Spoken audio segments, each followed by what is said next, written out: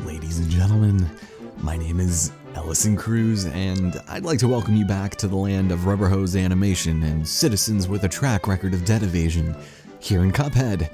Previously, we made some poor financial investments, so now we live a life of occupational servitude to the devil himself, and as a result, we've been collecting soul contracts on his behalf. But little does he know we have another plan in store for him.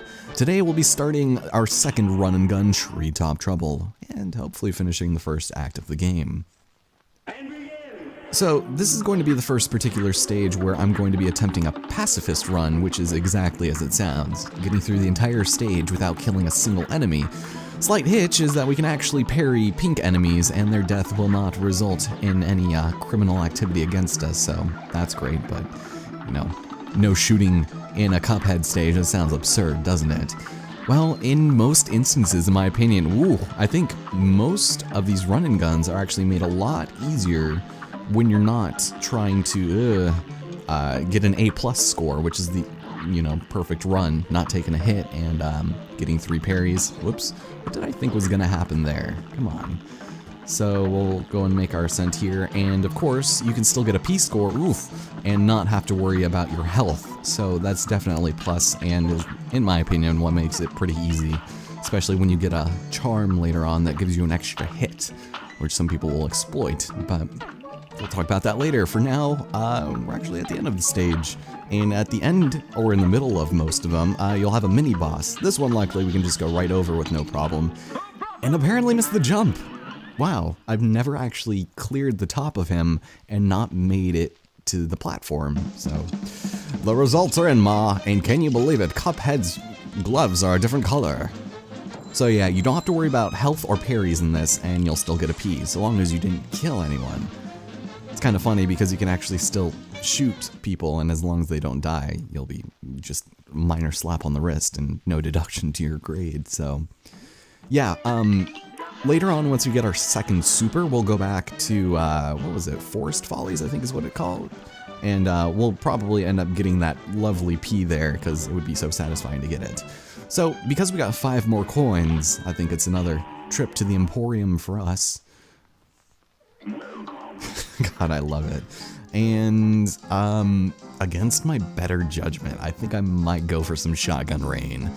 As much as I'd like to get the Lobber Kablooey, I think early on, the shotgun's pretty good, and this one will be more effective in the second part of the game, so that'll probably end up being our next thing, but, different people have different playstyles, and the way that you can kind of screw around with your equips makes for some really interesting gameplay. A lot of people actually do pea shooter only runs, but as useful as it is in later stages, we'll just, play with that a little bit later. So let's start with technically the first boss, Goopila Gruppen, Ruse of an Ooze. And this guy is easy. He's literally the Wispy Woods of this game. Indeed. So we'll show off our little shotgun spread here. It's wonderful. I love it. And so what this line is essentially going to hang around and do is just, jump around sporadically.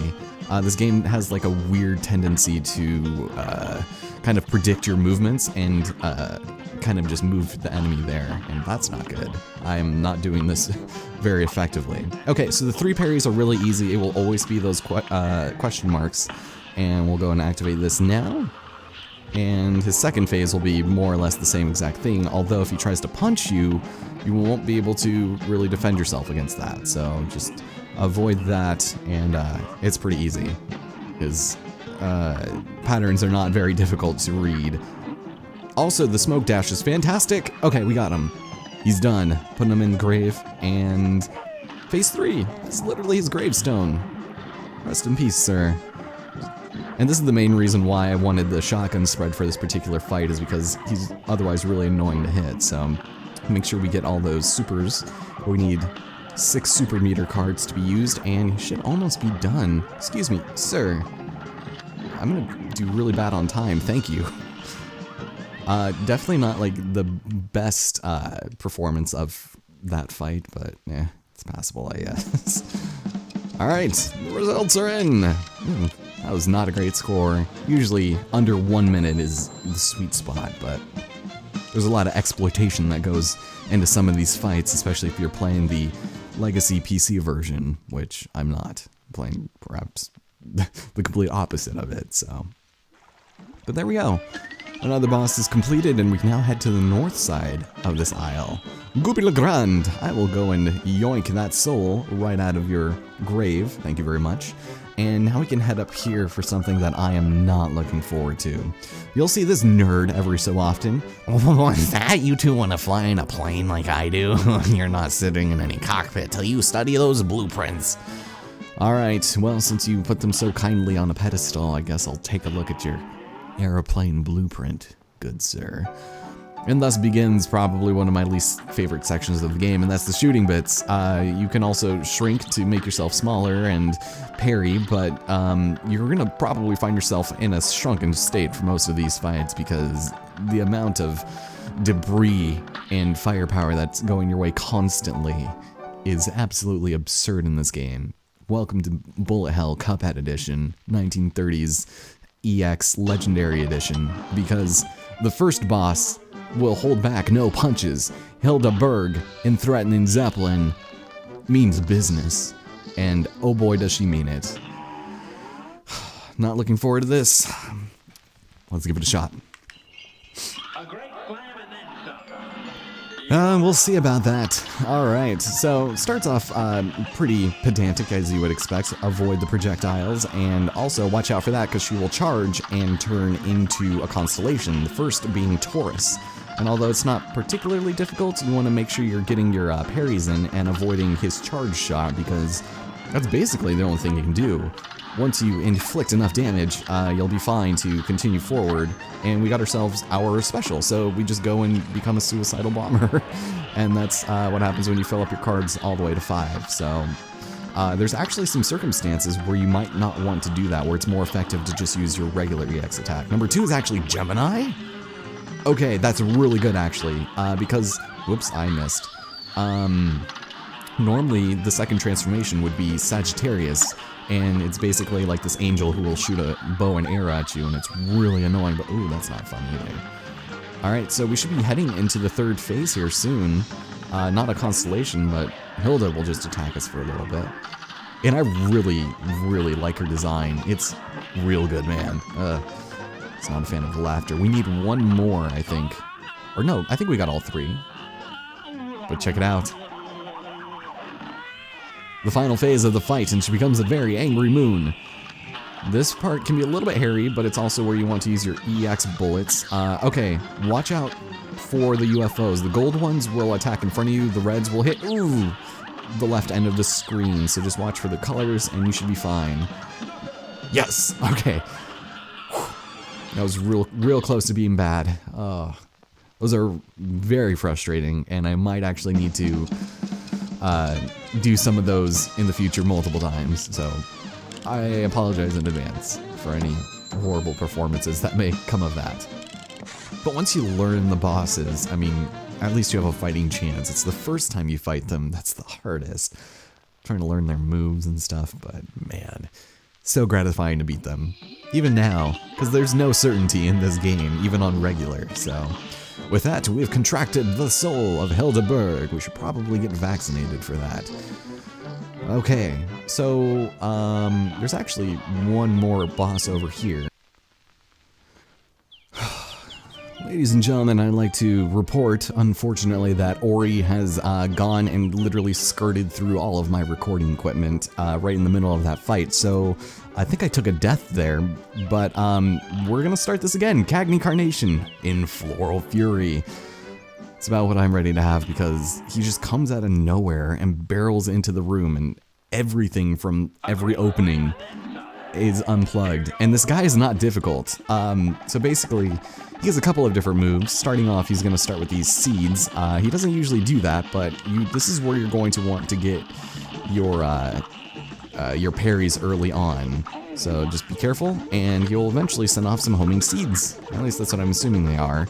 And occasionally he'll throw off this, which I thought was just like a fuzzy slipper, you know, but I'm not entirely sure what it is. Maybe a rabbit or something? I don't know. But his little dance, his little palms up dancing. So here, you can have some of my wet hot milk, I guess. And all right, number 5, that's not good. Okay, so we have 2 parries. You usually want to get him right here into his final phase as quickly as possible, and he'll be doing this nonsense.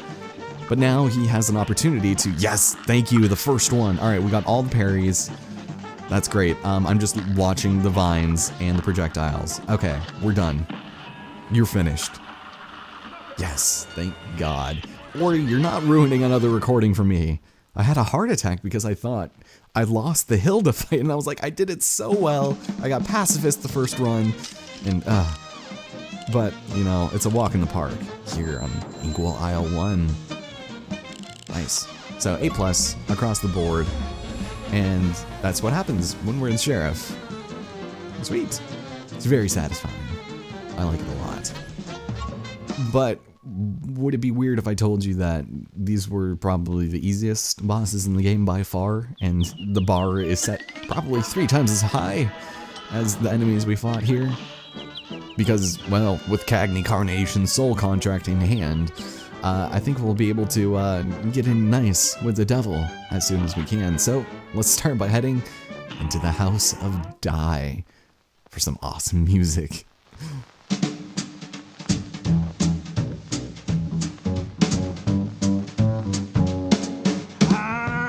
Mr. King Dice, I'm the gamest in the land.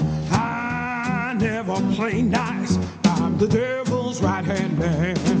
I can't let you pass, cause you ain't done everything. Bring me those contracts, come on, bring them to the king. If you haven't finished your task, haven't worked assiduously, no, I cannot let you. God, I love that he has his own theme song. Thank the stars I've caught up with you. I believe I've found a way out of this mess going rough. What die you have? Your strength is growing. You'll soon be a match for the no good King Dice, and maybe even the devil himself. Seems so excited for us. You really think? I do, but you'll never get close to the devil unless you have those soul contracts in hand. Only then will you get a chance to turn the tables on that fiend. So when that time comes, do the right thing. And by do the right thing, he means we're going to have to make a choice at the end of the game, which really determines whether or not we actually beat it and get the good ending. But, you know, obviously this is a game I'm playing, so we're getting both endings. Anyways, welcome to the second part of Inkwell Isle, which is a giant, creepy-ass, depressing carnival with some real bad levels. Not a huge fan of some of them. However, we've got ourselves a very depressing lot of barbers. If we can't find our 4th member, we'll never sound right again. Be a pal and let us know if you spot him, won't you? I guess I could probably do that. We've got a roller coaster, though. Don't like that one. And we've also got ourselves the Fountain of Grievous Things, which I'm not a fan of, but, you know, we'll take a look. I've died a couple times here and there. Cut them out, but through our battles and our rhymes, we have perished and failed 4 times. It's actually not bad. I think I did die 3 times at the beginning of this video trying to start it, so that's probably where those deaths came from, and then the one from Ori, so thanks for that, bud. Alright, what do you have to say? Good timing, fellas. I just added an upgrade on your aeroplanes. Now you can wallop your foes with bombs. Just switch your weapon whenever it strikes your fancy. Yeah. Oh, I like his little portrait there. So we have mini bombs, and it has its uses, and it's actually going to come up in one of these air flights here pretty soon. There's a couple of different places where they might come in pretty good handy. I hate when I find myself saying that. They might come in pretty good handy because it doesn't make sense, but I forgot something. So we're going to head back over here and talk with our chipped head friend. Say, fellas, thanks for settling things down around here, and maybe now I can collect enough dough to pay for my chipped blade. Speaking of which, I should get back to work. Gotta make hay while the sun shines. Yeah, you go and do that, and I'll go and rob you of your hard-earned living wages and life expenses. Thank you so much. So that basically concludes Isle 1 of Cuphead, which we did in 2 episodes. This game is going to go by really fast, so I might spread out these uploads a little bit while I get a little bit more practice in, because just getting to a bunch of failures is not fun. But we've got ourselves the same number of enemies in this stage as we do in the last, and I think next time we'll probably end up going back for Forest Follies and getting that pacifist run. Or maybe we'll do it before we leave Isle 2, but we'll definitely be opening up more of this world. So thank you guys so much for watching, and I'll see you guys next time here in Cuphead, and probably at a store, because I want to buy things. So, see you later.